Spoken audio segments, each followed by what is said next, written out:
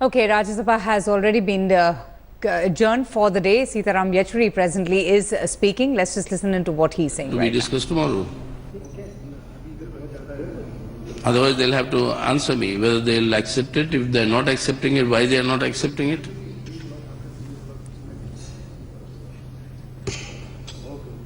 Because by the day, the damage to the economy is increasing. Today, reports have come by the industry and by what is your Export Promotion Council, the EEPC. They have said in 3 sectors which is the biggest in our exports, that is in garments, in leather and in jewelry. 4 lakh people have lost their jobs. 4 lakhs after this demonetization. In the last 1 week or so. And they say that 32 million, 31.9 to be precise, 31.9 million people are employed in textiles and garment sector, and they are paid daily or weekly wages. They are not getting their wages, so they are out of jobs. 32 million.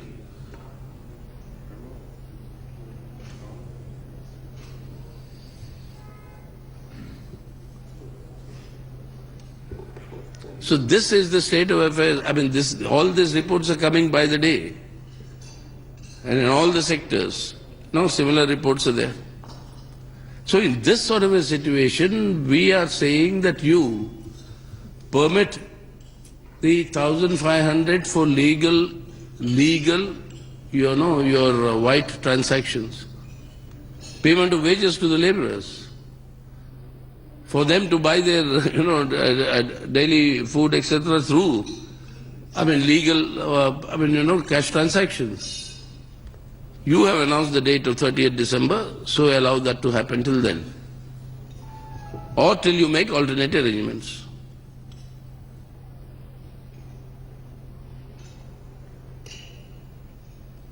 But that is what the Prime Minister didn't open his mouth, didn't say a word. What the government is considering. Every day new notifications are coming. Since this decision on the 8th, 16 new notifications have come. 16. Sometimes 2.5 lakhs for Shadi, sometimes, the various other notifications, sometimes exempting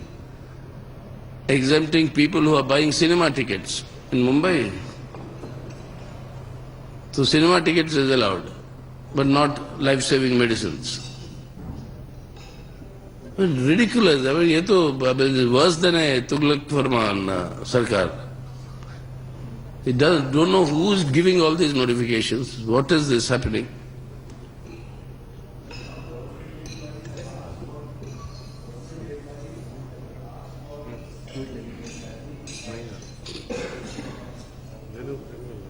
Exactly. Naturally, if you pay them in check, they can't withdraw from the bank. Employees, every month baniye ko udar dena, matlab paisa chukana. If you give them by check, the money goes into their account. They can't withdraw their own money. Okay, that's CPIM General Secretary Sitaram Yechury who's speaking to the press, but right now we're getting the audio of Anand Sharma also, who's presently speaking. Let's listen in. लोगों का पैसा लोगों से छीन लिया। इतिहास में किसी सरकार ने ऐसा कार्य नहीं किया कि लोगों की मेहनत का पैसा जो बैंकों के खाते में हो उसको लोगों से ले लो। आज भी जो खातों में जमा हो रहा है वो लोगों का पैसा है, वो काला धन नहीं है। और उस पर पाबंदी लगा दो, निकालने पर लिमिट तय कर दो, जिससे हर आदमी परेशान है, किसान से लेकर छोटा व्यापारी, आम गृहिणी, कर्मचारी, और यहाँ तक बिना घोषित किए फाइनेंशियल इमरजेंसी, एक आर्थिक आपात स्थिति इन्होंने लागू कर दी है कि सरकारी कर्मचारी भी जो उनको तनख्वाह मिलेगी, सैलरी मिलेगी, उसका केवल 10,000 रुपया निकाल सकते हैं। इसी से स्पष्ट है कि सरकार की क्या तैयारी। जहां तक विपक्ष की बात है, विपक्ष ने बहस की मांग की थी, मोशन हमारा है। विपक्ष के प्रमुख नेता इसमें बोल चुके हैं पिछले सप्ताह। प्रधानमंत्री का हठधर्मी, उनका अहंकार के कारण सदन में गतिरोध रहा। वो आते बैठते, वित्त मंत्री का कहना बिल्कुल गलत बात है कि प्रधानमंत्री आए। प्रधानमंत्री ने कोई एहसान नहीं किया। आज उनका क्वेश्चन डेट था, 12 से 1 उनको यूं भी लाजमी बैठना था। उसके बाद वो उठकर चले गए। हमारी मांग यही है कि वो बैठे, बाकी सबकी बात सुने और अपनी बात कहें। हमने वित्त मंत्री को अभी बताया है 30 अगस्त 2013 को कैसे ही विषय पे सबके विपक्ष की मांग सदन में थी कि प्रधानमंत्री आए। उस समय के प्रधानमंत्री सदन में आए, बैठे और चले गए। सबके विपक्ष ने, अरुण जेटली जी नेता प्रतिपक्ष थे, वेंकैया नायडू, इन्होंने सदन नहीं चलने दिया, कहा कि प्रधानमंत्री वापिस आए। बल्कि जब उस वक्त सरकार की तरफ से कहा गया कि प्रधानमंत्री आप और बैठकर सुनकर चले गए हैं, फिर लौट के आएंगे, तो उससे इनकी प्रक्रिया थी सो वॉट। इनको अपने गिरबान में जानकर देखना चाहिए विपक्ष पे उंगली उठाने से पहले। जहां तक सवाल है यूपीए 1 और यूपीए 2 के कार्यकाल का, वित्त मंत्री बेहतर होगा देश को ये बता दे कि भारत पहला देश बना जिसने 10 साल में अपनी जीडीपी को 4 गुना किया। विश्व के इतिहास में प्रथम औद्योगिक क्रांति से लेकर तब तक कोई देश ये उपलब्धि हासिल नहीं कर सका था। एक दशक के बीच में दुगुना ब्रिटेन और अमेरिका नहीं कर पाया था। केवल जापान और साउथ कोरिया ने एक दशक के बीच में दुगुना किया। चीन ने तिगुना किया और भारत ने। Okay, so those were the two voices of Sitaram Yechury and Anand Sharma, once again maintaining their demand to have the Prime Minister present in Rajya Sabha. There was massive fury in Rajya Sabha over the Prime Minister's absence post-lunch, with the opposition once again disrupting proceedings of the House. However, defending the Prime Minister's absence was Finance Minister Arun Jetley, who was... The day the Parliament session opened, on the currency issue, the government had made its position very clear that we were ready for a debate from the very first moment. The debate took place on the 16th. Speakers from almost all political parties spoke. And at the end of the day, it was clear that there was a lot more noise, but very little substance in what the opposition had to say. So by the evening, the opposition had changed its track, it had changed its strategy. And what was an unconditional debate, without any preconditions, on day 2, conditions were being imposed.